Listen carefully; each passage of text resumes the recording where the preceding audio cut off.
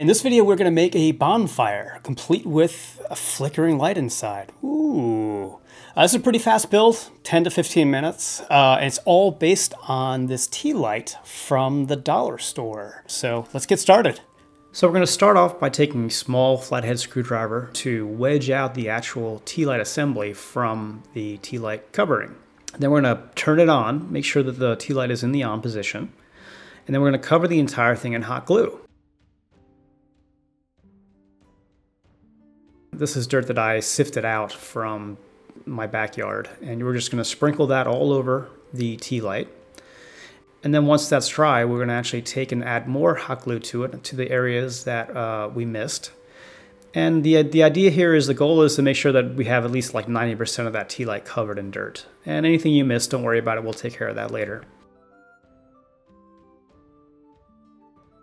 Then we're going to take a piece of wax paper. We're going to smear on a thin layer of hot glue and streak it using the nozzle of the hot glue gun to sort of smear it out. So it'll be thicker on the left and thinner on the right. So the part on the left will be the bottom of our flames, and the part on the right will be the top of our flames. And we'll do a good amount of this, making sure that all the flames are connected to each other so we can peel it off on one long continuous sheet.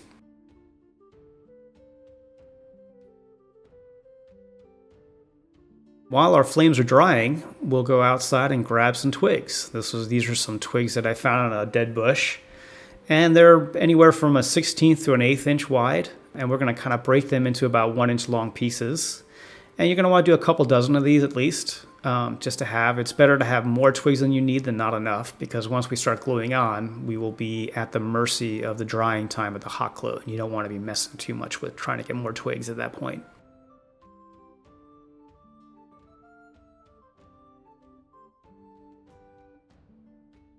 And once we have that pile of twigs done, we'll go back to our sheet of hot glue flames and just peel them off carefully. Some of the glue won't come off, that's fine. It'll just be too thin for us to use anyway.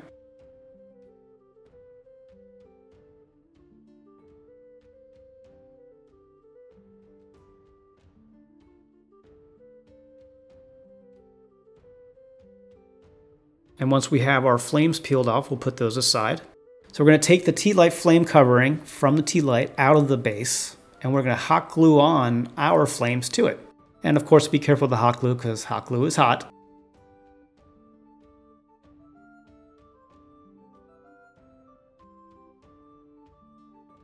And once that's dry, we're just going to trim off any excess from the bottom of our assembly. Then you're going to add a little hot glue around the LED bulb of the tea light.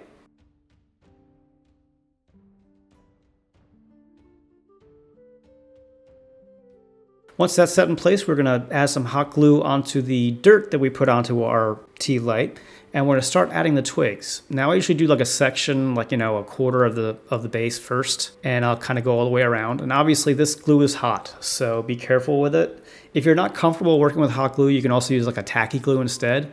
I personally don't use that because I like having the fast dry time. And you just go around the entire base, adding the twigs and adjusting their lengths as necessary.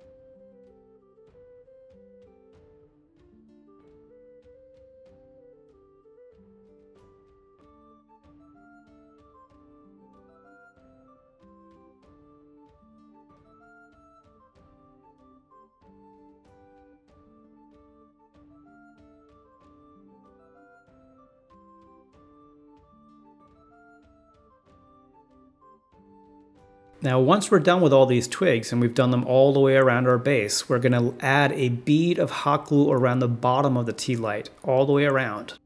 This makes sure that all the twigs are well anchored to the tea light itself. And we're going to cover up that bead of hot glue with some more dirt.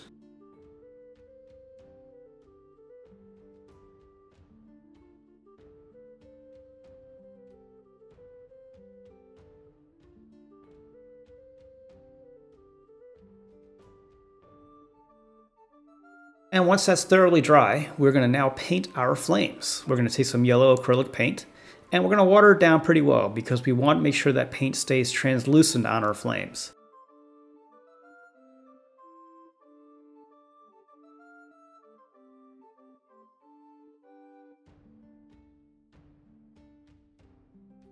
Then we're going to paint it from the bottom of the flames going towards the top. So the most amount of paint will be on the bottom and the least amount of paint will be on the top, which will that'll naturally kind of make it more translucent on the top and less on the bottom.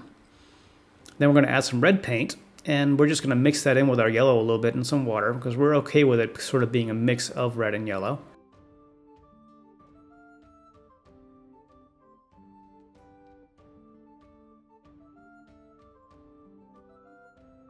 We're going to start painting on the bottom and then just gently kind of transitioning it up into the yellow. And don't worry if you get a little bit of the red on your twigs or the yellow on your twigs. You can always touch that up later with some brown paint.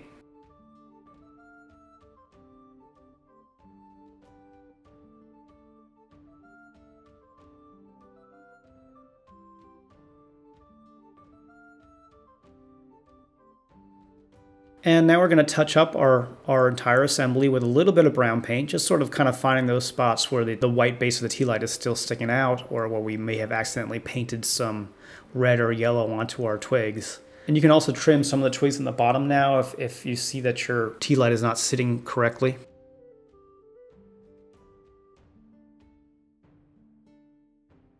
So what you may notice is sometimes your light will go out in this process, and that's because there's a little filament from that bulb that may get bent in the process of you hot gluing everything together, and it's really easy to fix. Just basically take out the compartment on the bottom and remove the battery. And what we're essentially going to do is we're going to make sure that that little wire from the bulb is always going to touch that battery. So if you take a look here, you'll see there's that little wire in there, and we're just going to bend that out. So we make sure that it's always going to make good contact with the battery.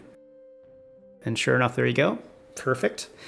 Now, the only thing with this is obviously there's no off switch anymore, but it's very easy to pop out the battery, or you can even use the little tab that comes with the tea light that is inserted between the battery and that wire to keep it from turning on when it's in the packaging.